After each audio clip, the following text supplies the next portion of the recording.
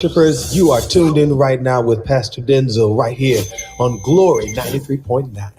This is Jay Todd, and you're listening to Pastor Denczil on Glory 93.9 FM.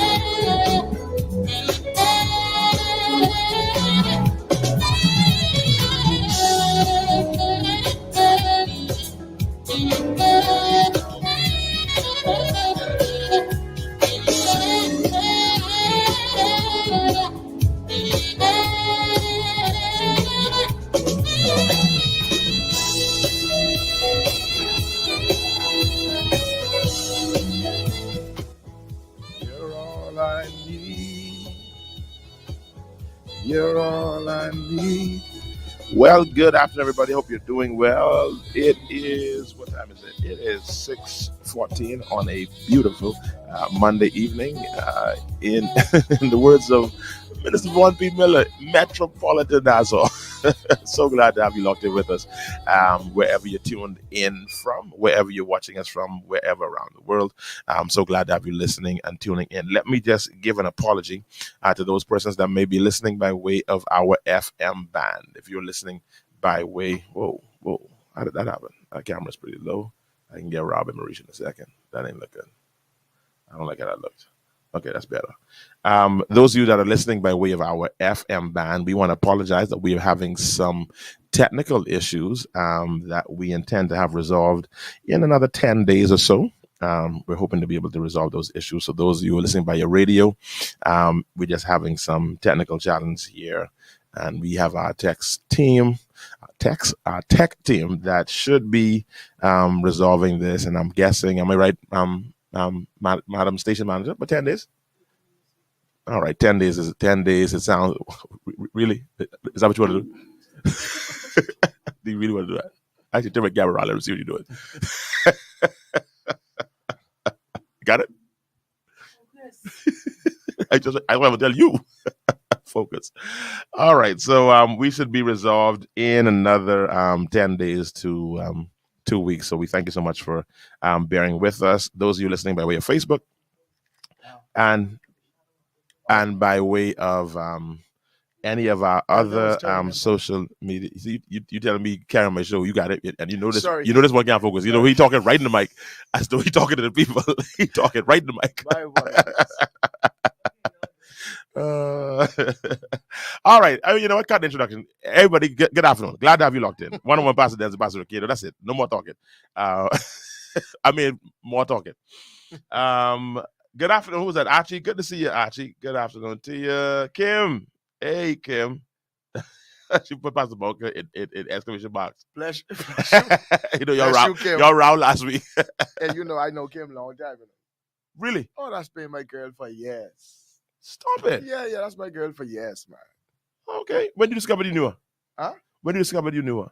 When you mean when I discovered I knew her? Because I didn't know you knew her when she's talking last week. Yes, I know her. I did not know that. Yeah, man. Oh, Me and Kim go way back. I thought you just being naturally feisty. I know he's being feisty with. No. That's my. Because I know you don't need to know somebody to get him. Yeah, certainly. But that's my girl. Wow. Yeah, we also had a very beautiful relationship. Was not aware of that. Yeah. All right. Okay. Monique Hamilton, glad to have you. Who's that? Denczil Tucker. Good afternoon to you. Hey, Mom. How are you doing? One Mom Nay. Glad to have you locked in with us. Those of you on social media, on Facebook or wherever you are listening via social media, please go ahead and share the link. Share it on WhatsApp, share it on however you want to do it. She said, yes, he do for yes. Honestly, because see, you have me a lot. Now, don't make no show out of that. No, I have to make this point. Because it came in easy. And the way you was talking, right? I was like, this dude don't know who you talking to. No, I don't care. Because I'm saying, like, and I just thought I wanted to say it to you after the show, like, bro, that's one of my members, bro. I think you was getting a little hard. You need to back off. Can we just move right along, please? No, I need to put it on the record. No, you get distracted too easy. I ain't distracted. I ain't distracted at all. I ain't looking out for you. That's what friends do. Hey, Donnie, good to see you. All right. Hey, Felix, what's happening? Good stuff. All right, help me share the video. Let's talk. There was another murder today, this afternoon. But actually, was it an accidental shooting? Is that a murder? Is it a murder? Eh? What is a murder? They saying that the assailants accidentally shot one of their partners. Huh? They went to do based on what I saw online, they went to do a hit on a particular young man, and the person they went to get got away, but they accidentally shoot one of them. So if he died? Yeah. It's a murder? As a murder? If he got killed. I know. He got shot and he died, you know. But there's some crazy stuff happening in this country. It is. I always remember when the PLP was in opposition right before the 2017 election, when Prime Minister Davis put out those billboards with all those murders that were happening, and they were all over the country. And I know it was politics back then. He was deputy prime minister at the time. In the PLP. And I did not like that. I felt like, boy, you're sowing some seeds here. I hope these seeds won't come back to bite you. When I don't remember that, the big billboards showing the murder counts in the country, and they were put in some places. I mean, it was politics and it was truth, whatever the case is. But man, and I'm not trying to force anything here, but these murder numbers now, they're getting crazy, man. It's been like this. It ain't just start. No, man. It's this intensity with violence hasn't just started. It's been moving in this direction. Yeah, I mean if we go from the standpoint of trends, but you wouldn't say that in the last 24 months. This is what we're seeing now with murders and shootings is at an all-time high. Well, we saw something ever since we came out of the pandemic. There was a high level of and that's what I'm saying. Violent crime. That's what I'm saying. Yeah, that's the point I'm making. Yeah. As of late, and I mean as of late meaning post-pandemic. Yeah. Immediately when we got, because there was this argument about whether or not, the pandemic was the reason why the cases were so low, et cetera, and then immediately following the removal of the lockdowns and so forth, when we start to relax those restrictions, we saw this intensity, and it just continued to increase from there. Here's my fear, man. Do you think we are at the place of becoming desensitized? I think we have been desensitized for a while to murder. I think our sensitivity to it may be triggered now because now we're like in a new era of murder in terms of the extent, the broad daylight murders, the coldness we're seeing, the fact that the guys just seem to be like they don't really fear the law at all. Mm-hmm. Like this is becoming almost part of. It's almost becoming cultural. Okay, you take the word of my mouth. Yeah, I know. You hate to say it, but that's how you feel we're getting that way. Yeah.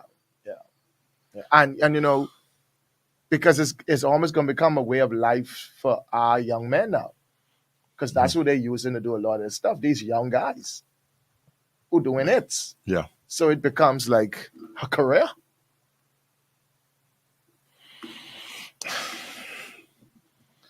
I see somebody bringing some clarity here, and I don't see. Nye Love, I don't know. Makes a good point. Okay. Manslaughter. Okay, I should put a question mark. Okay. All right, so she isn't saying it was, but she's putting a question mark since he wasn't the intended I got you. target. Just, if I got a funny say, call it murder. Yeah. That's why I wanted to know the differentiation. But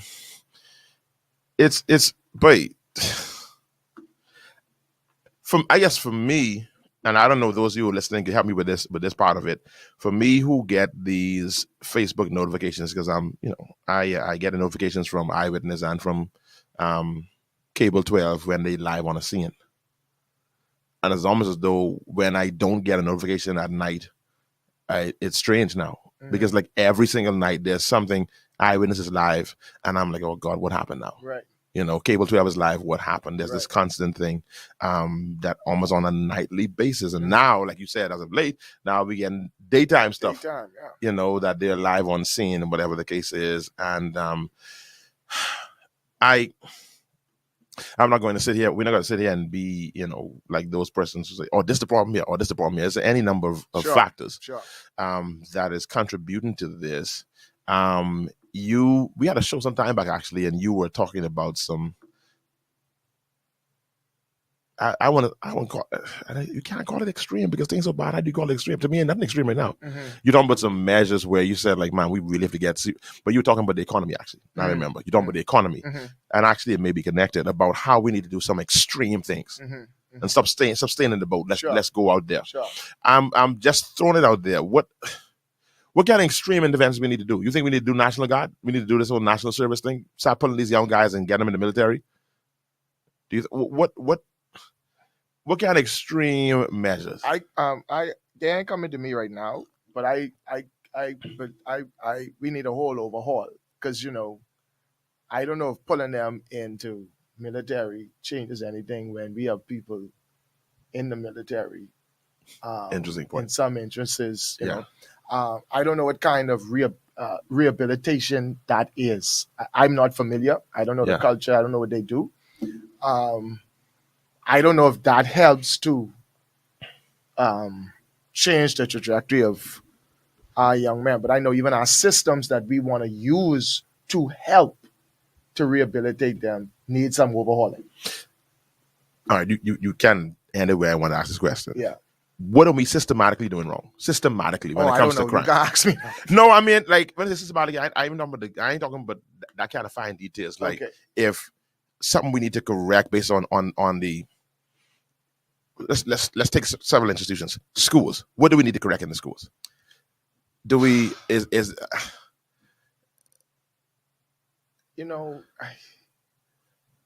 we can leave the home alone. We know. I mean, we ain't gonna talk about that. We know the absence of discipline, the absence of the father, the absence of that that order that God had created concerning how the family should operate. We could spend all year on that, but that one is loud to me. But let's go other places where we might be able to tweak some things or change some things or shift some things. I spoke to a primary school principal just recently. While there are challenges in these primary schools, this level of violence and whatnot is not as prevalent in the primary schools. Primary schools? Yeah. It's not. They have issues based on the ones the ones I spoke to. I almost want to go out there and say, our primary school's working. To a certain extent. I mean, like this, I wouldn't say they're not working. I'm put it like that. Speak to that. I don't know. I don't know because, if the foundation being laid at this level for you to manifest at a certain level, I can't say it ain't working because you ain't manifesting at that level. Certain traits and whatever the case is. And I don't know, honestly, I'm not aware of what teachers deal with at the primary level. Okay. To be able to speak to it. But not because a child isn't, they say what happens between 0 and 8 really determines the direction that the child goes in. I mean, a lot of our kids in primary school have to be in these same communities, witnessing murders, seeing the violence, seeing the all of the domestic breakdowns and all the things that go on. And whether they are directly involved. They're being shaped. They're being exposed to things that at their age they shouldn't be exposed to, and they may not be at an age to manifest certain things, but that don't mean it ain't get. That's why we have children's ministry, because we want our children exposed to the word, and I believe it's the foundation that we give to them. We was talking with Sunday school last week. It's the foundation that our kids get that really determine what they say no to and what they say yes to. Because when I get in high school, I could avoid certain things. I don't give in to certain things. I resist certain things based on the foundation I got as a child. I was shaped. But if we're not seeing the manifestation of the violence or whatever the case is in the primary school level, isn't it something that's happening that's working? I can't say that. No, I mean, because you can't say it didn't. You can't say not necessarily. I mean, you didn't say it didn't, but you said not necessarily because they be in these environments. But I'm saying they are in those environments while in primary school, but they ain't manifesting. Because at that level, I don't know if it manifests at that level as a child to the extent of grave concern or whatever. I don't know. Mm-hmm. All I'm saying is, in high school, I was around certain things that I was able to resist getting involved in because of my foundation. While there were other kids, because of their background, they gave right into it. All right. So the point is, they may not have done some of these things in primary school, but because of their exposure as children, they weren't able to resist or say no to it because it was part of what they saw every day. All right. So as a child, some things you just don't, you may not manifest, but it don't mean it ain't in you. Foolishness is bound in the heart of a child. The rod of correction got to drive it out. If it was driven out, then I don't know if it would manifest at the level it is when they get older. I guess I can make your point with this comment. I can make. I went to school. I went to speak at a school, a junior high school, a couple of years back, and while I was speaking to this class, and I was just done, a fight broke out, and the teacher's like, "Oh Lord, these seventh graders again." Mm-hmm. I said, "What?" Right.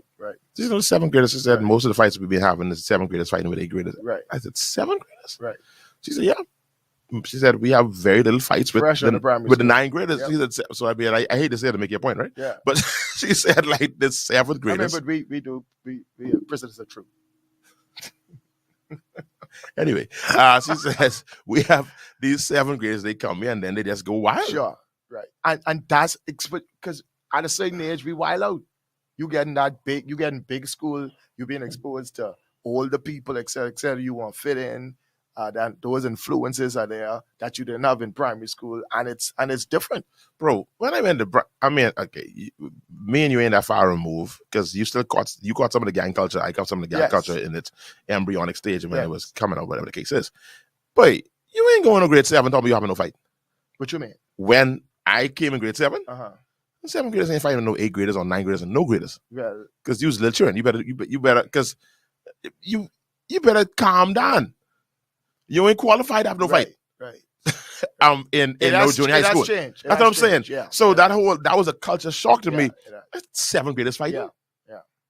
No, but if y'all go sit in one corner and go color, you know. And it's the foundation, you know, and we talking about, I think we trying to say we can't fix homes, so we need to go directly to schools, etc. I don't know. I mean, when we talk about drastic measures, it's one of those measures we need to consider what MPs do in their communities to impact households.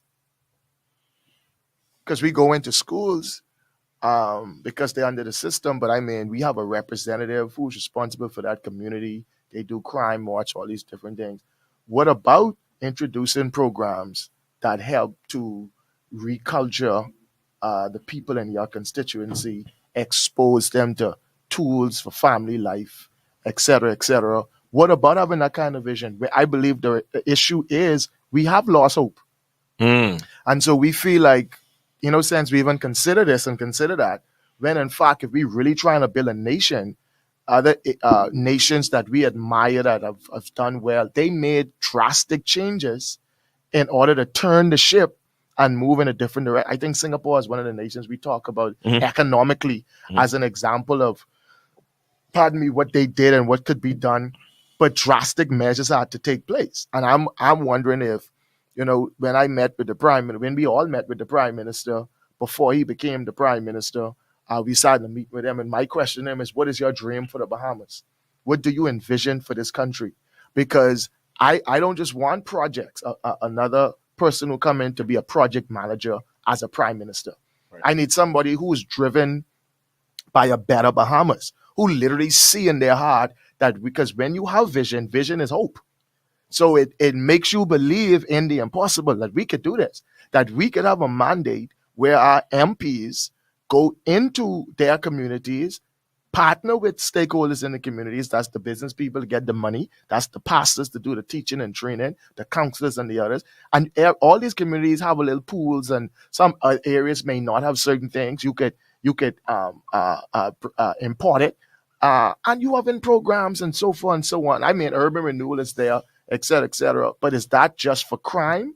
I'm not sure what all urban renewal does.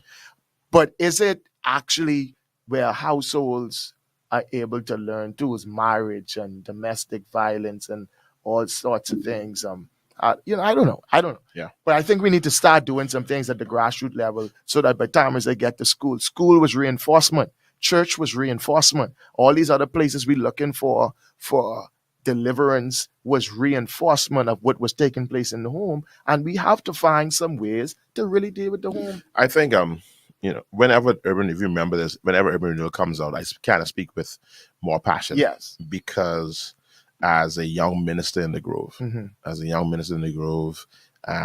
sitting down with the urban renewal in the Grove area, right, I was blown away at the work they were doing. And I'm talking 2004, 2005. When I came out from school and going by the church office, and they would pass by regularly. And I was just like, this right here is a gold mine. Okay.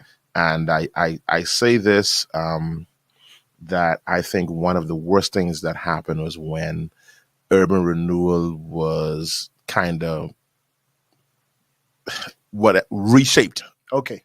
Rather than enhanced to me. Okay. To me, it was broken down. Okay.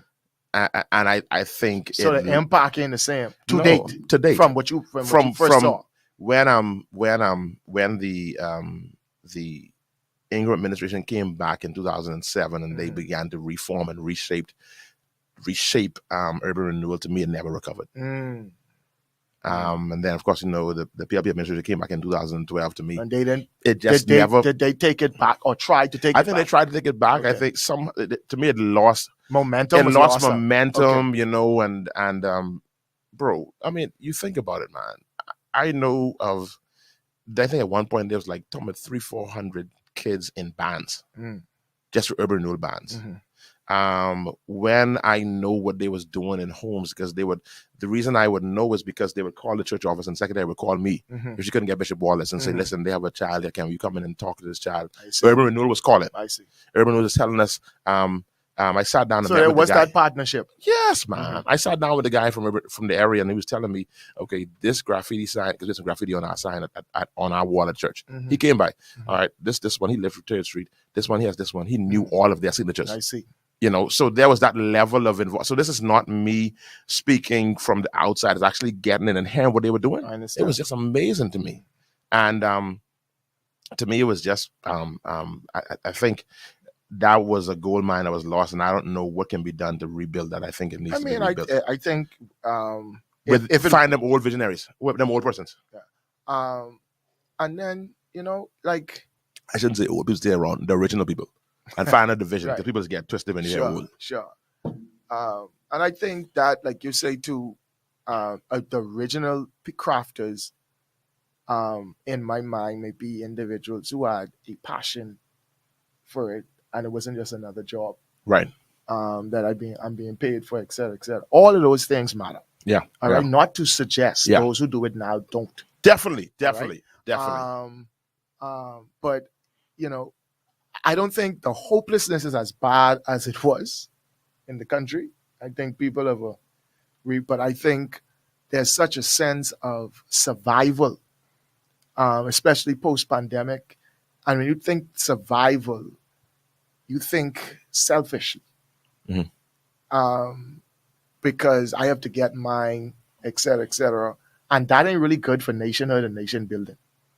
When people in a self-preservation mindset, because by any means necessary, I got to get what I need. And I think we need a whole, and that's why I think the independence celebration was so important to rebuild Bahamian spirit. How widely that was spread throughout the country is important. I know they say a massive number of people are junking, et cetera, et cetera. But reclaiming the Bahamian spirit, that's... We want to go outside, man. People just have to go outside. Exactly. See what I'm saying? So I don't know how much that translates into that sense of pride and dignity, wanting to be better, do better, and believing that you could be better and things will get better. All of that is important when we talk about what we're addressing, because I don't need to pick up a gun and do different things and live this kind of life when I believe in better. But if I don't believe in better, and this is all I'm exposed to growing up as a child, and this is what counts for stripes, et cetera, then it becomes the thing that I migrate toward. Giselle Bailey says it's like the wild, wild west now. No regard for life. Oh, that's Kim talking to your bub. Say hi, Nadine. She know the whole clan. Ken wants to agree. It did not just start. Being so long time, just slowly intensified. Boy, Giselle feel like it's picking up now. I feel like it's slow no more. I feel it's intensifying fast. Nail loves it. Oh, that's a manslaughter. I'm commenting there. I'm great, my beloved sister. We need. Oh, Lord, I can't be talking about your conversation.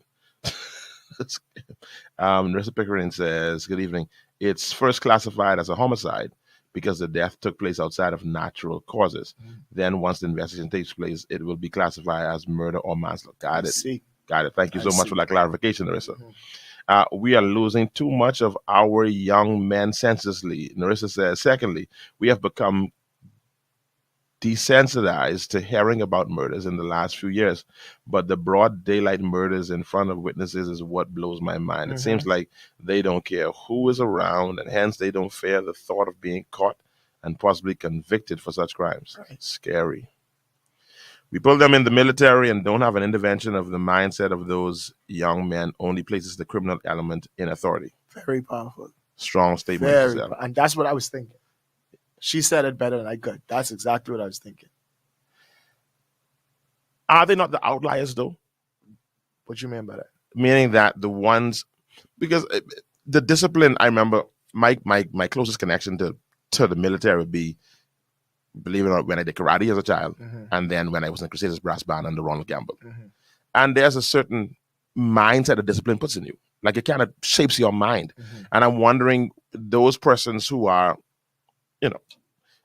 who are in these military-like units and doing the crazy stuff, they're the outliers. They're not the norm. Like they are. Is it fair to say they are far and few between? You mean who in the military doing things? Yeah. No, I think our point is that not about those who are in the military, but the young men who are troubled, who you bring in. There needs to be a strong emphasis on intervention. And that's my point. My thing is the discipline of military training, to me, that's intervention. That's the point I'm making. I don't know, because if you are already bent a certain way, and we are not intentional about ensuring you bent another way, like she says, you now empowered to further your bent. But the discipline of my thing is that the discipline, I'm opining that the discipline does that. That's what I'm opining. Okay, maybe it does. I'm afraid, given where we are at, to be that to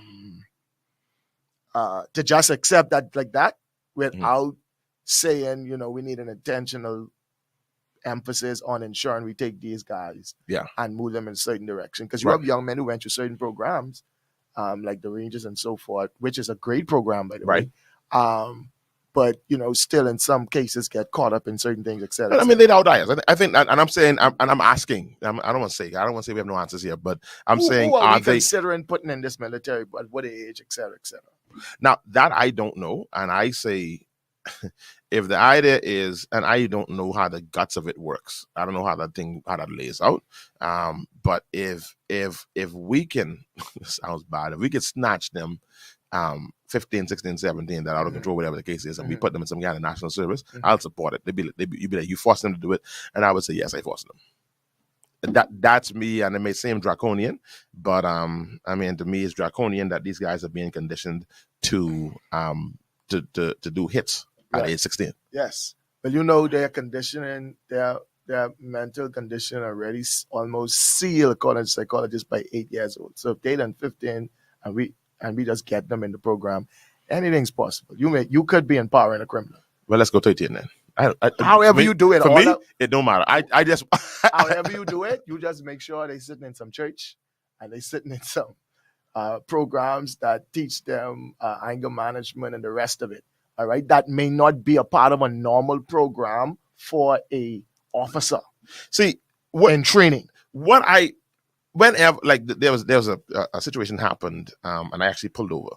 This police was apprehending someone wanted for some infraction, whatever the case is, and the language that he used to the person and I knew the officer. We went to CA together, went to school together.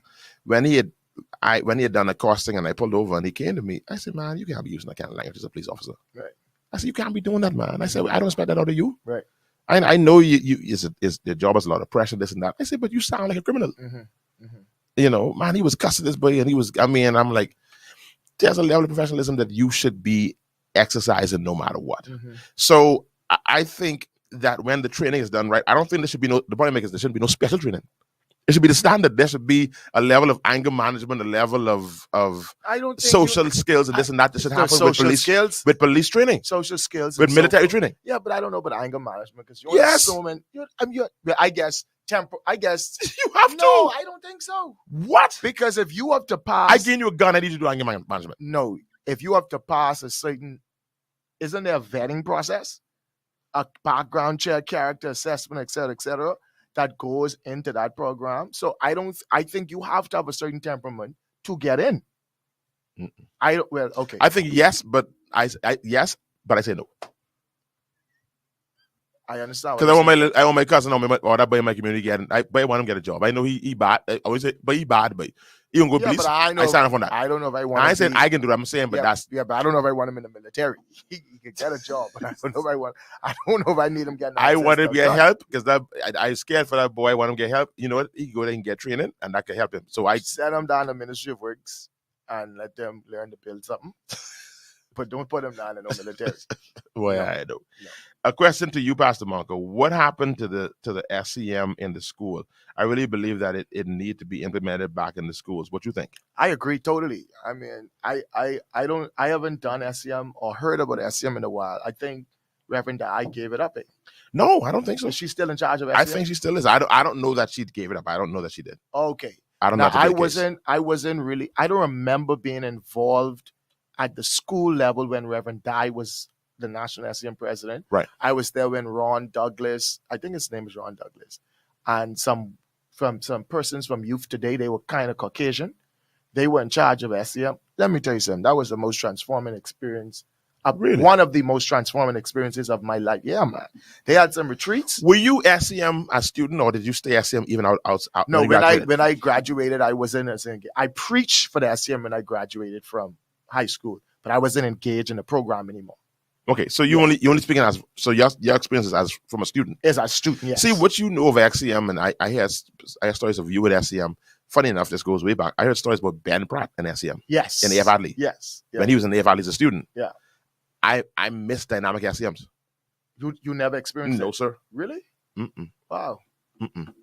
Now, there was a time when SCM and COB was, that they was picking up some steam, but at the COB level, sure. And we didn't need the kind of things that you're talking about. Sure. In high school level. Yeah. So I never knew potent SCM in high school level. Mm. So I jealous of hearing your stories. The support that they gave to the local schools, like I say, when Youth Today was there and Ron was there. I never even hear about you today. I mean, what you're talking about. Yeah. I guess let's see the little brown bus they used to drive around. Right. Yeah, the bus too? Yeah, man. It's a major operation. Yeah, man. You know the Haisha Black? Who? The Haisha Black. Yeah. She was my first SCM president. And Really? Aaron Bailey. Really? Man, that girl would prophesy a storm. The Haisha Black? Prophesy a storm.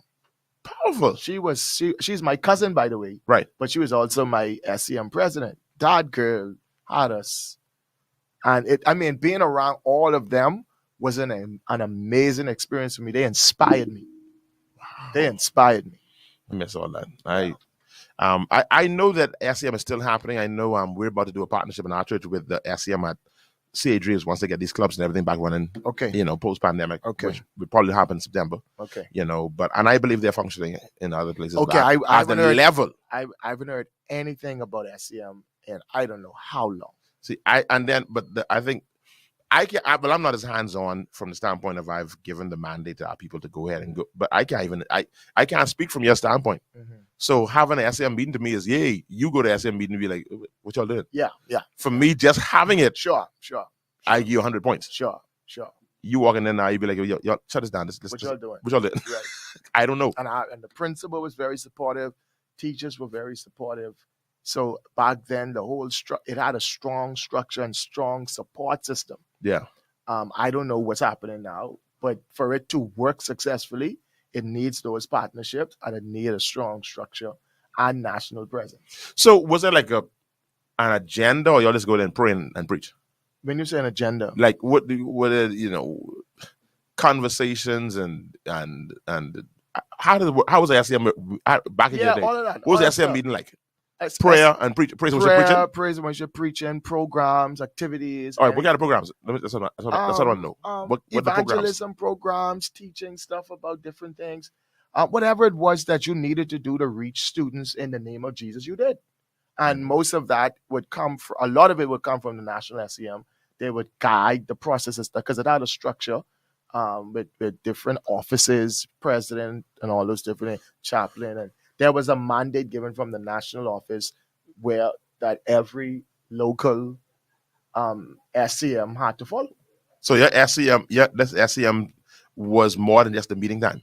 More than just a meeting time. Because we had to go to national meetings. All that I know about. Yeah, we had to go to national meetings, and there was a degree of accountability for what you were doing in your local school. This is news to me. Yeah, man.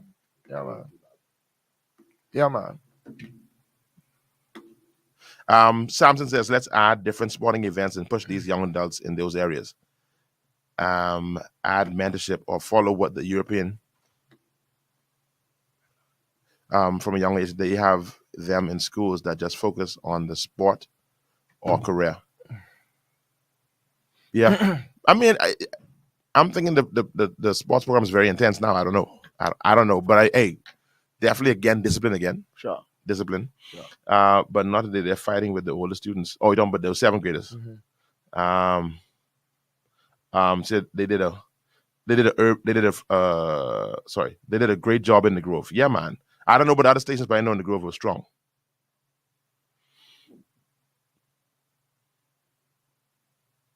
In 2016, SEM was the last great flow to me. All right, I can't talk. Unfortunately, so many of the young men are recycling the trauma of losing a close family member to gun violence. So if we don't heal the trauma, then when we place them on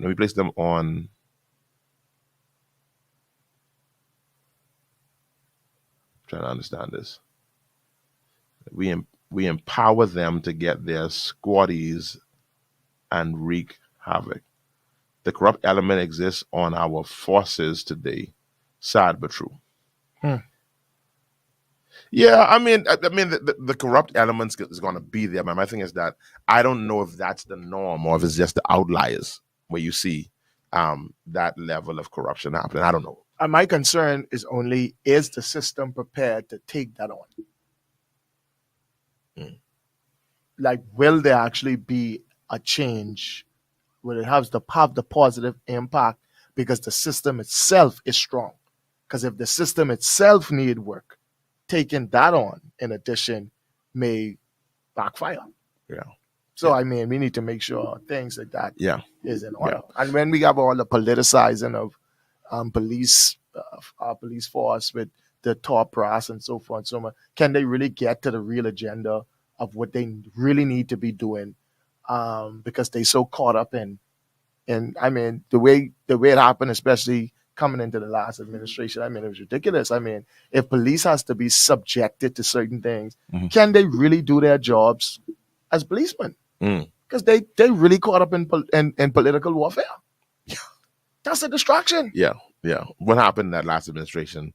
It left many scratching their head nah, this is a little bit too blatant now. Man. There was the assumption, but all the assumptions was confirmed. Yeah. And it was not a good look. No, I don't know. It was not a good look. No. And what does it do for the morale of our officers? Yeah.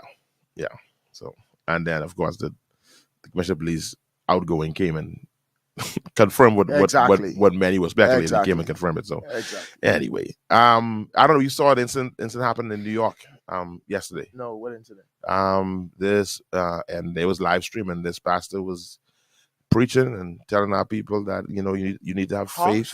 No, sorry, the male. Oh. We need to have the faith to know that what you're going through, other people didn't survive, but your faith must tell you that you're gonna survive it. And then after that, he went to the ground because they walked in his church armed. 4 men walked in there armed, and that's the last thing he says. And he went down to the ground, flat on his face, and they came in there with guns and robbed the church. What? Yeah, that's all over. You familiar with the church? I've seen this brother's backdrop on either Impact Network or The Word. I know Impact because it's a loud backdrop. Okay. There's these two. So it's like a major mega church. No, Okay. ain't mega. Okay. Ain't mega. But it's a known church. I know. I saw that because when I saw what made me stop when I was scrolling on Facebook. What made me stop was when I saw that he has 2 seals. The seal of the bishop and the seal of the apostle. Kind of, big. Seal big as his room. So he has these 2 seals up on that's his backdrop. Yeah. So when I saw it, I stopped. So I thought and then the comment says something about robbery. So I said, let me watch, see what this is. And then you see the masked man came in and they fella holding the gun over him. What? And take his jewelry. Say they took $40,000 worth of jewelry between him and his wife. $40,000 worth of jewelry between him and his wife, and says that they were just. He said it seems that they were just targeting him and his wife. Because after that they left. Pretty much, seems like they didn't rob nobody else. Wow. Yeah. Wow. No, I didn't know about it. Yeah. I'll send you the information. I fancy like Delton them because Delton will play it now and so everybody can see it. Right. I don't know. Right. I'll jack this whole thing up like Sure. that. But yeah, it's whenever things like that happen, anything like that, of course, as pastors, I mean, it's human. I think about, boy, what would have happened had that have happened at life. I thought it was 40,000, Christoph. Because we're saying it's 400,000. So they were targeted days before. Explain targeted days before. What? Hold on, Christoph. Now, I know you didn't go on and get the full story. But I thought Rev say 40,000. I thought him say 40,000 because he didn't do some interviews since. So apparently he was very vocal in one case with this guy. He's kind of vocal apparently in his community, and say Bentley driving. Well, he drives Bentley. A Bentley. Yeah. Oh. Yeah. And I saw an interview where he mentioned how some case he was involved in, they kind of put on blast his lifestyle. So it was some shooting or something that took place, and he intervened. Okay. Because I think that one of the guys went to his church. Okay. And he intervened with it, and so it got kind of a lot of community airplay. And of course, with all that conversation, then Bishop Denczil lives in the gated community, and he drives a whatever, and he this and that and the other. So he's saying that didn't help, because it then cast a light on him. Oh, okay. You see? Okay. Yeah. So that's what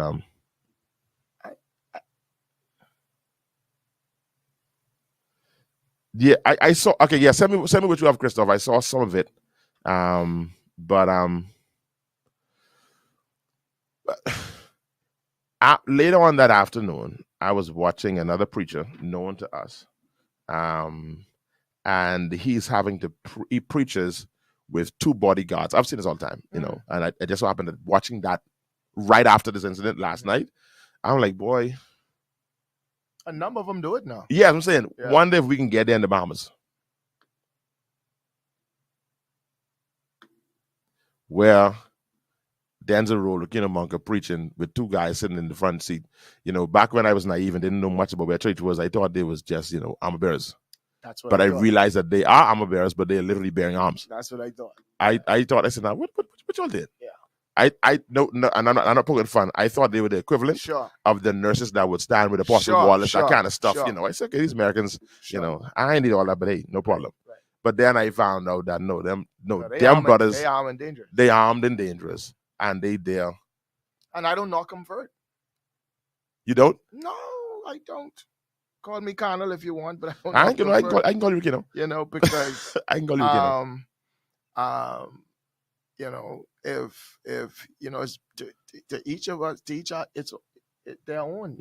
If you have a certain revelation and convictions in a certain direction, right, then you move in that direction. I can't fault nobody if they feel that's what they need to do in order to feel safe. Because as a pastor, I support the police. I'm happy to know that the police are out protecting my residents, protecting my family. And no amount of prayer and pleading the blood I plead eliminates the need for what those officers do. Just like any other agency that I think is essential to my sustenance, I appreciate them all. And if they feel as if in the church they need to amp up their protection and security, man, by all means, go ahead and do it. I don't feel it's an affront or a lack of faith in any way. And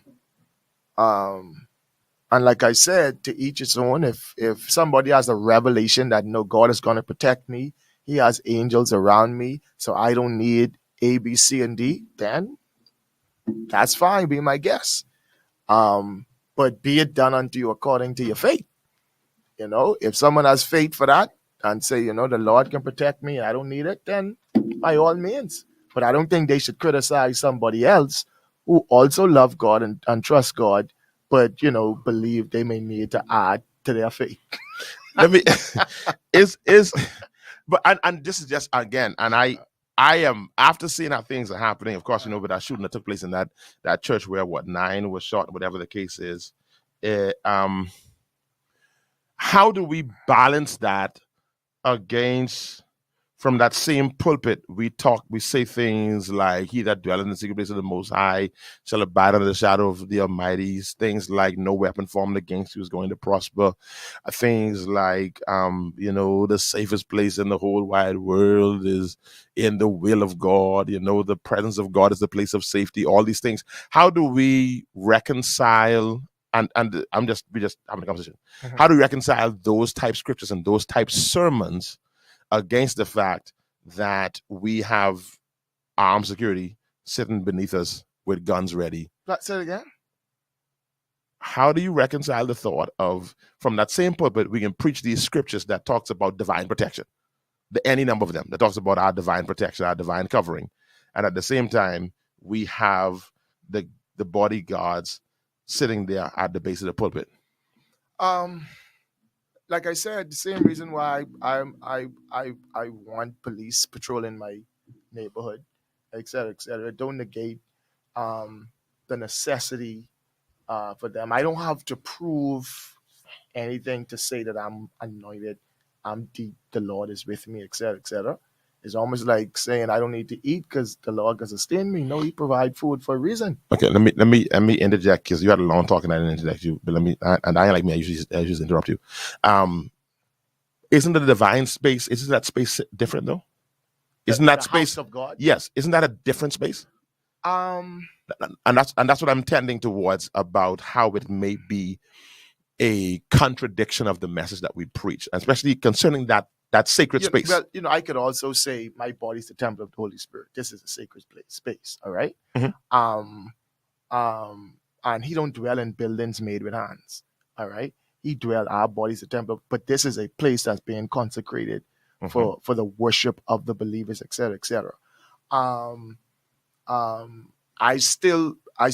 Even in that space, I believe I have no issue with an individual who feel like, hey, put protection in place, protect yourself if you feel like your life or your family is threatened, etc., etc. I have no issues with that. Like I take pills. I take painkillers. All right. This body's the temple of the Holy Spirit, and I believe in divine healing. Mm-hmm. But I don't always lay hand. Sometimes I pop a pill. Mm-hmm. All right. And it doesn't mean, because there have been times where I had an issue and I lay hands on myself and I experienced divine healing. Mm-hmm. So I know he's a healer. And there are other times I just pop a pill. Right. All right. So, but it don't mean I don't have faith. Like I said, I believe to each its own. If your revelation is don't do it, don't. Mm-hmm. If somebody else has no Holy Spirit conviction about bringing armed bodyguard in there to protect them if something was to go down, then hey, I got nothing against them. All right. That's me. I ain't nothing against it. I wasted my time judging nobody on that, because you need to be focused on preaching the word, etc., etc. And if you feel it, go ahead and do what you got to do. Just Mr. Comments here. Yeah. It's not a lack of faith; it's common sense. I know I can go that far, but I glad that you said somebody said because I know that's what people take that argument. Sure. And it becomes all common sense, right? All carnal, all common sense, right. Because once it's common sense, and we start functioning from the basis of common sense, and then a lot of what we're doing stop doing. Yeah. Because what is spiritual doesn't make common sense. That's why I err toward what is your conviction, be it done unto you according to your faith. All right, like you say, faith is not transferable. Sure. So I can have faith for this, have faith for that, have faith for the next, and not have faith for this. I can't tell somebody who don't have faith that God will heal them. Don't go get their treatment. Go get your treatment. That's where you are at. Sure. Go get, and God can work through the treatment. As we have done. Exactly. You see what I'm saying? Right. So it's based on where a person is, and I'm not going to judge them for that. Would I pray for them? If I could challenge them to grow their faith, would I? Yes. But I'm saying, if that's where you are, man, do what you got to do. As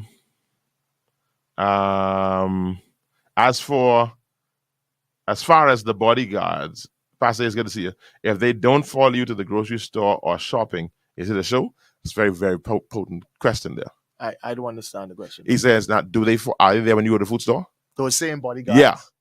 Are they there when you go to these other places? And if they're not, I wouldn't go as far as to say, is it a show? Yeah, because I think it's a good question to say, well, where else do they go with you? No, but see, I know. Talking? No, yeah. But see, go ahead. See, I am, just as you probably are aware of pastors who've been threatened, who've gotten death threats. Absolutely. All right. Absolutely. For the person I would have been talking about is T.D. Jakes. So I know of the death threats he would have gotten. I know of Ari Vernon talking about the death threats that they get. So many of them a week, et cetera, et cetera. I was even closer to that in Tennessee.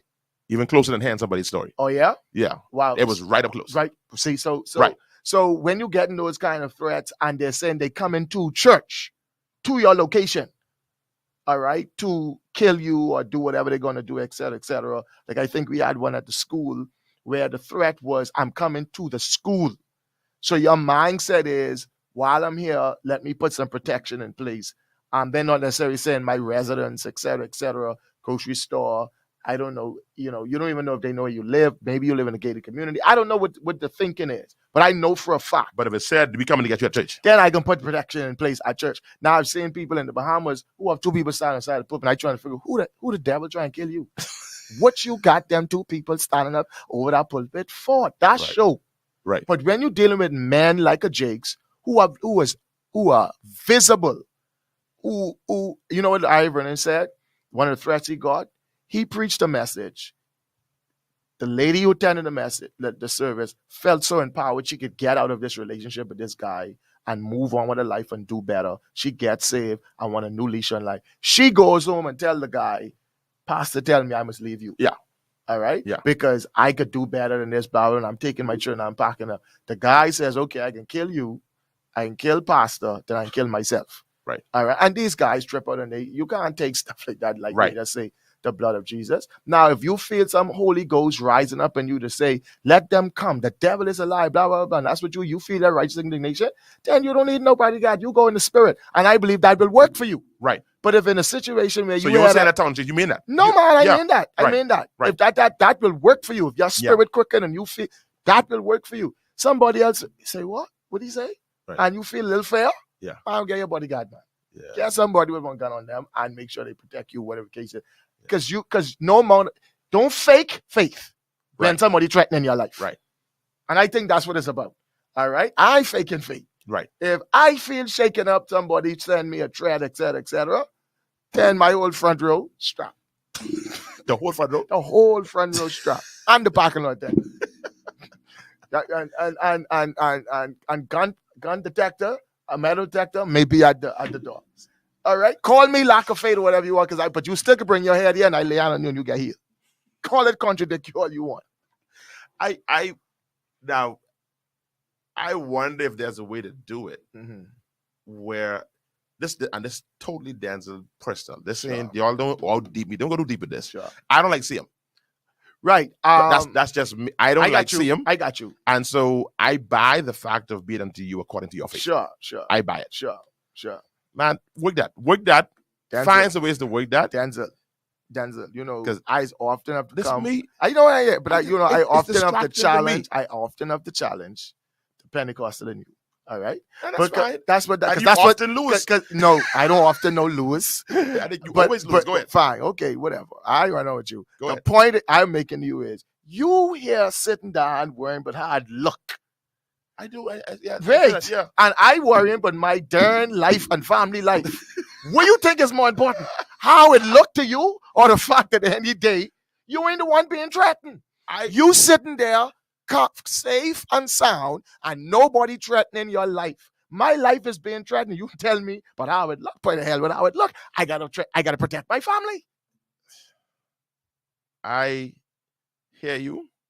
Because I want to see somebody come to you, messing with Danny, Naya, and Robin.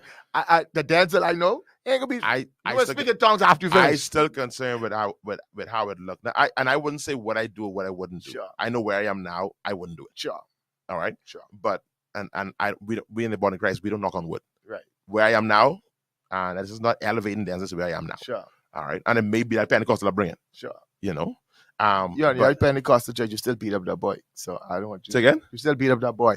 Which boy? From the Pentecostal. Who messed us up? You beat him up? Oh, yeah. Yeah, so I just said. That's Pentecostal. Yeah. And that was on Sunday. That's Pentecostal. Yes. That's Pentecostalism. Oh, yeah. Oh, you didn't know it? I did not know. Try it again. I did not know. Oh, you thought I was anti-Pentecostal? No, man, that's consistent. I got you. Okay. Oh, you didn't know our culture? I had to sit down and really treat it with Pentecostalism. Yes, you have to. We lay hand, buddy. That's what we do. We lay hand. And it comes with weight. What? We lay hard. Yeah. Anyway, no, but my thing is that I would, for the sake of and I know you're saying this might be Pentecostal in whatever the case is, and people need to be more spiritual and they need to look beyond it, whatever the case is. I ain't saying none of that. All I say is I'm saying I'm worried about how it looks. I'm saying I'm worried about how it looks. I think we should be worried about how it looks in the public worship setting. That's what I'm saying. And how can we do this so we can be inconspicuous? Can we not achieve the same goal? I think from an inconspicuous place. Well, but the question that's what I'm saying. Has to be, and I understand. And putting controls in place. I understand your concern, but the question has to be asked: is it intended to be conspicuous, to be seen, to divert any potential threat? Like, you know what this person's standing up here for. You come, you dead. All right. So maybe it was intended to be that way. And again, if that's still the case, I still hold my point. I disagree with that. Okay, so that's fine. It's personal. Of course, and I'm saying it's all personal. This is totally Denczil. Of course. You know, that I think in the worship setting, we do as much as possible to have nothing that pulls away from this worship experience. Listen, I totally agree with that, 100%. But I am trying to empathize. I've never had the issue of having a death threat. Right. And we talk about in certain cultures where, people can call you to threaten you, to say they can kill you, etc. And you don't see things happen, etc.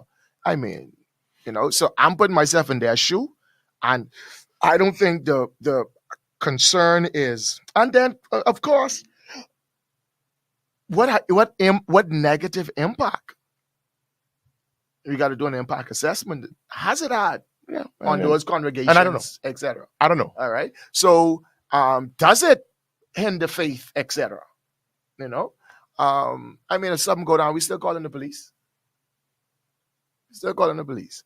So, I mean, and I think knowing like a Jake's, for instance, I'm sure they would go through an explanation with their congregation. I'm sure. As a result of A, I'm B, sure. C, and D, you would see certain things happen, etc., so that you would be able to appreciate why this happens, why this person's here. Yeah. Maybe in their new members class, whatever, I don't know. All right, I would do it. Yeah. If I was doing that, I would definitely do that. I've heard of the kind of controls that exist in the Potter's house, and that's one of tons of other controls that they have there. Wow. That you would have to know that you don't just randomly just walk in the Potter's house and just sit somewhere and this and that and the other. There's persons who are close to me who went there, and yet, there are a whole lot of controls. And yet, thousands of people still decide, with all that frustration, I love what's going on here. And it's a go. So, but I get it anyway. Yeah. You know? Okay. My thing is about, from the standpoint, it's all about being inconspicuous. Mm-hmm. That's my biggest issue there, about being inconspicuous. There's another point I was going to make, but let me get some comments online here. Yolandi's a good question. Thank you, Yolandi. Does it question our faith? And I think Pastor Rickeno kind of spoke to that. The Bible says, use wisdom. And again, those statements, I want to just quantify them. And I'm glad of the approach that Pastor Rickeno took with it. And I totally agree with it, that, about where you are in faith. Yeah. Because the Bible defines the wisdom that we are to use. Wisdom of God. We are to use only the wisdom of God. Yes. We don't use man's wisdom. In every situation. Every situation. And I want to make sure I made that abundantly clear as Samson. Because that narrative has become so loud over the last 2 years. But we had to use wisdom. Use wisdom. No, we don't. Yes, we use God's wisdom. Yeah. And also the book of Solomon, to the book of Proverbs, and you read it in totality, he keep on defining that. He talks about the wisdom he's talking about. It's the wisdom from God. There is a pastor here with big time security. I couldn't get anywhere near him. Walked up on him in the post office and could have taken the jewelry and the car. Yeah, and I think you probably need to invite up those pastors pastors to the stream so they can really But think about it though. When you are life is different than when you in some general area. When you're in life, you are the center of attention. So you need some controls. All right. You don't. It's just the same thing with armor bearers. You don't have armor bearers going to the grocery store. Yeah. But you do have them in church because you need the assistance in that space and in that environment, because so much is going on, so much is demanded of you, et cetera, et cetera. You could get caught off guard very easily. If you only got to worry about going in the grocery store, you could be more aware of what's happening around you versus when you're to church and you have so many things going on that you got to be focused on. So I think it's a different dynamic. Now we had this guy who used to be Secret Service, who is in the kingdom now, and actually was around the time of Bahamas for Jesus. Okay. Where he actually did a seminar, and I sent some of my people down to it, talking about church security. Okay. And I think the whole focus was about how do you do this thing and do it from an inconspicuous place. Got you. Because I believe the lion's share of the churches in the U.S. have these armed bodyguards all over the place with their pastors. The lion's share of the major churches. Okay.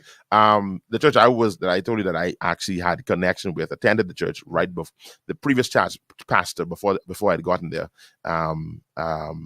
They were persons who drove by his house and shot up his house. Wow. It was that intense. Wow. So they had their controls in place, and our friend, who my dear friend, was one of the armed guards. I got you. That pastor was very safe. Oh, yeah. He can believe it. Oh, yeah. My man of business was ready. But I think about be it unto you according to your faith. Be it unto you according to your faith. It's about where you are, and what we don't want to ever do is become faith police. Sure enough. Let's be careful with that. Sure. What about not being afraid of losing your life for the Jesus sake? Are we saying that we should denounce Jesus because of a life threat? No, definitely not. I don't think we didn't opine that at all. It's not denouncing Jesus. The case in point you gave when you opened this conversation, that was not a faith issue. But the pastor who spoke out on some issue in New York. Right. That wasn't a matter of, denounce Jesus or we can kill you. Right. So, right. That's two different situations. Sure. While I do believe some people would denounce Jesus, that's speculation. I ain't run on no tangent with that. No. I just don't think those issues were matters of faith, where I can kill you because of your faith. It was other things that motivated them being attacked. So I wouldn't put that in that conversation. Yeah. I will say this though. I have, since I watched the video, I went straight to life. And if these guys had walked into life, Denczil, what would you have done? Mm-hmm. Mm-hmm. You know, I automatically go the there. question? Sorry? Have you answered the question? What I would have done? Mm-hmm. I don't see a scenario where I went on the ground. Okay. I don't see it. You would die first. I don't see me. I can tell you I can't die. Okay. I've taught and preached that I can't die. Okay. You know, so that's, and again, because I've said it so much and conditioned myself too much and said it by faith so much, that I don't see that scenario happening. Right. You know, and I mean, we have, I shouldn't say that we have armed guards or non-armed guards at life. My advice is you not to find out. I would say where do we do or where do we do not. Glory to God. I have faith to believe I am healed from cancer, but I'm still taking chemo because God can heal through medication or laying on of hands. Use wisdom. Here comes wisdom again. I use the God kind of wisdom. And that's what we don't live by rules. We live by the voice of God. And I think that's what's most important, that we hear God in these situations. You know, that's my line. That's my line. Will always be my line. Hear God. Hear God. I totally understand those dynamics for having armor bearers. The U.S. churches take those protocols very strictly, especially for those high services. I've only seen a few churches over here in the Bahamas that does it. Some have 4 armor bearers that patrol the pulpit and the lower floor. You mean in the U.S. or here? A lot of things we do here, we do not understanding the why they're done in other places. Yeah. You know, and we believe that's most times in the Bahamas is show. Right. Yeah. Right. Yeah. You know, and I constantly make joke about the fact of these brothers that walk with me, they assist me. They are not armor bearers because they can't fight for me. Chances of anything go down, I got to protect them. So, you know, I love my brothers, man. They're good brothers. But I think a lot of what we do is just for performance. Julia Sanders says, amen, Sister Yvette.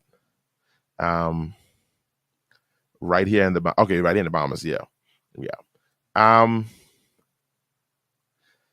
I think what I won't go into Bible study here. Pastor Rickeno has to leave in a second to go to Bible study, go to prayer, Bible study, church. I just want to put this nugget in here. We cannot speak of, it would not be complete to speak of faith as you know, I have $20. No, I have faith. I have a mic. I have faith. Faith grows. Faith is dynamic. Faith is relative. Faith is vector. That's a word I like to use. That it has size and it has direction. So to make the statement, I have faith, but I still do this. I have faith, but I still do this. That is a true statement, but I just want to just put it in there that faith. The Bible even says in 2 Peter, say, add to your faith. That we grow in this. We go from faith to faith. Right. So we don't want in our defense our defense against those who try to question our faith, that we ourselves become prideful in protecting our posture. You know, so it swings both ways. Right. You know, so we should always be endeavoring to grow in faith. I remember there's a brother in the Grove that had this eye infection to the point where his eyes were closing down. And he says, I'm not going to the doctor.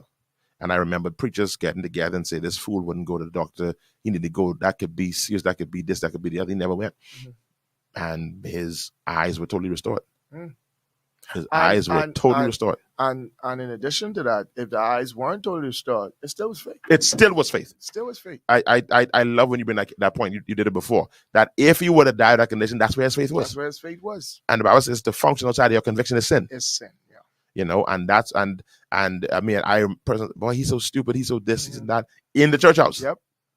You know, that this brother's exercising a level of faith that they don't comprehend. And I will say this safely, he operated in a level of faith. Right. I didn't say it was higher. I say it was a level of faith that they did not operate in. Sure. And to speak and call him, he ain't got no wisdom, he ain't got no this. No, that's irresponsible. And that's why I don't think we should try to impose our faith on other people. Right. You know, I think we should assess whether they are operating in legit faith and not just that's it. religion or whatever Right. the case is. Right. But man, you can't project your faith on other people. Because if I try to operate at Denczil level of faith, I'll mess myself You right end up declining. Exactly. You end up declining. Exactly. If you go at No, my level. stop that foolishness. You will end up declining. I know you hear what I say. Stop that foolishness. You end up going backwards. Stop that foolishness. Stop that foolishness. I look at you, I envy you. Boy, Denczil doing this. I get into my church. I tell them, be raising $250,000 in 3 months. Come back to church next week. Nobody in church. Pastor loses it. No grace was on me for that. No anointing was on. I didn't hear God on that. Denczil roll-haired God on that. Bingo. And I think, boy, this Christian thing, this life, this walk with God. I'm on a series now on our Wednesday night about hearing God. Mm-hmm. And I would, even as we getting ready to close now, that in the scenario, and I know Pastor Rickeno well enough. I know Rickeno well enough, and people who listen to this show who do not know this man of God, that I don't care what death threat comes to this man of God. If that death threat comes today, Monday, and church on Sunday, one of them early morning when he get up, he gonna hear God on this. Mm-hmm. Mm-hmm. He ain't gonna just go there and hire 242 security. No. 242 bodyguard. No. Because I know this man of God too well. No. That it will be, he heard God. See, they come in Sunday. We get on being there all week praying. Right. So by the time you come, your salvation drawing nigh. Right. Redemption drawing nigh. Absolutely. There were some guys who came to our church before to say they come to fight me. I pull this guy out of a certain lifestyle. Right. And help him to change his life. Okay. He was in their crew. Right. And they figure they coming at me because I breaking up their situation. Right. They came to church on Sunday morning. Come on. To interrupt the service and create friction in the service. All of them God saved, and I didn't know till years later. Yeah. They God saved, joined the church. I didn't know till years later that was what they came to church for. That was their agenda. That was their agenda. Wow. But the power of God fell. Wow. All of them had to come to the altar. This thing is real.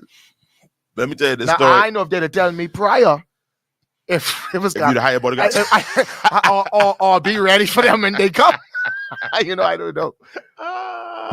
Hey, I mean, there was a brother who said to me actually earlier this year. Yeah, said, I remember that. Yeah, he said to me, "I said, man, bro, if you feel that that's what you need to do, sure.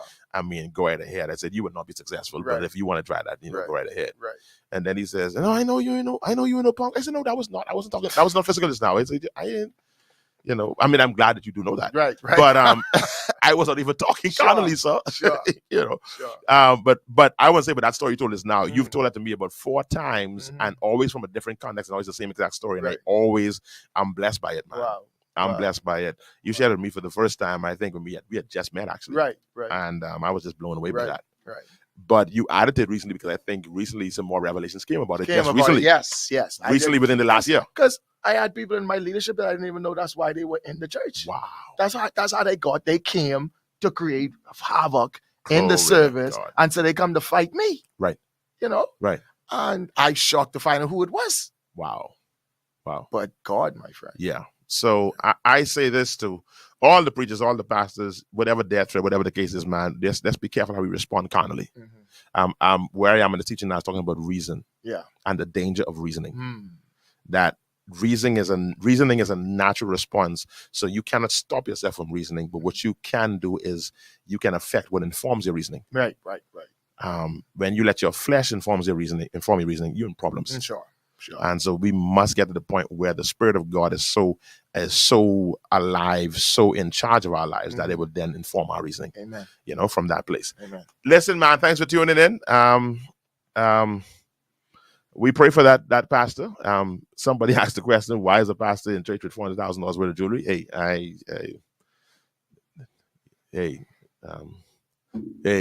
if he got it like that, leave that person. Someone know why wear $90 shoes. Yeah. Why the temple had to have all that gold? Yeah. Like God, that's the waste of gold. We can feed the poor. Yeah. Judas was wondering the same thing. Yeah, he was. You don't think we could take this and do something for somebody? Yeah. Be careful with that, man. Yeah. That's and we function as long as they ain't robbing nobody and doing nothing illegitimate. Yeah. Leave that person. you like nice things, I like nice There you things. go. That person online, you like nice things too. There you go. And nice things is relative. Yes, yes, That's what you got to remember. yes. Nice things is relative. I remember when big houses to me was houses in South Beach. Right. I remember when living on the on top of the world was when you live somewhere in Sea Breeze or Stapleton. Mm-hmm. You know, it's all relative. Mm-hmm. And there for some people that still is. Yes, sir, that's still what they aspire towards. Yes, indeed. And that's not an insult to them. That's where they are. That's where they are. You know, so I mean, because if you live around millionaires, 400K is nothing. Absolutely. And you don't know where the money that person made their money from. They could have came into the pastorate with it, et cetera, et cetera. Yeah. Just given the context we're in with all the abuses, we automatically conclude certain things. And we have to be careful, man. I don't think everybody trying to be out there robbing the fleecing the flock. Then he asked me what car I really, really want. And he was so disappointed. Really? Yeah. You don't want a Tesla? You don't want a this? No.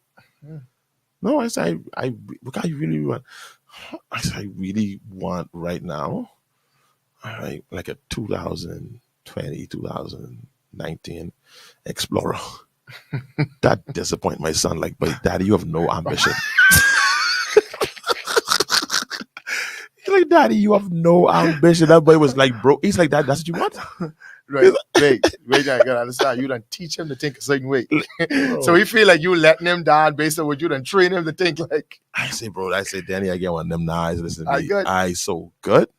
I said, I would like 2018. I just don't want to be too old. And that boy's like, you don't want to test it, Daddy? Sure. I said, no.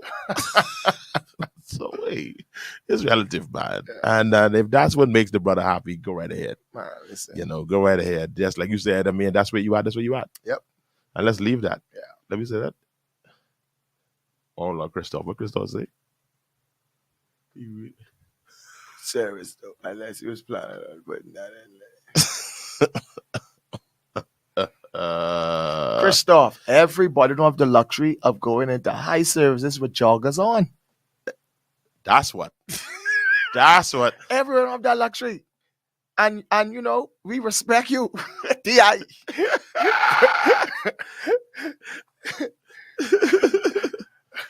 I wish. I be like, yeah, I be envying Christoph and I'm serious. Listen to me. I see my boy. How my boys be dressed. I be I be envying him. I could just throw it in them on right now. I love myself. Go, buddy. My boy determined. I don't care what you have. My boy put the joggers on. I put on my joggers. I gotta be comfortable doing what I gotta do. See, I my joggers. No, that's my boy. I'm with him. I can put them on, Christoph. Let me work on camera, man. All right, listen, man. Thanks everybody for tuning in. I just waiting on my producer to get back inside here so we can get out. But we thank you. We appreciate you so very much for tuning in. Thank you so much, Melissa. Awesome one-on-one with Bishop. Thank you so much, Melissa. Thanks for tuning in. I didn't ever see you come here before, Melissa. Glad to have you. And everybody else that's out there. We ain't talking about some other things that's happening in the city. I know people, Johnson, I get more phone call. No, I ain't nothing to say. I get plenty phone calls. My friend. And I bring it up right now at the very end. My friend. Because I stop it. I ain't even here. I ain't even here. I ain't got nothing to say. No. We talking about? Nothing. I ain't even here. Y'all have a blessed day, man. We going. See y'all later. You think I'd spirit, I'd be so quiet.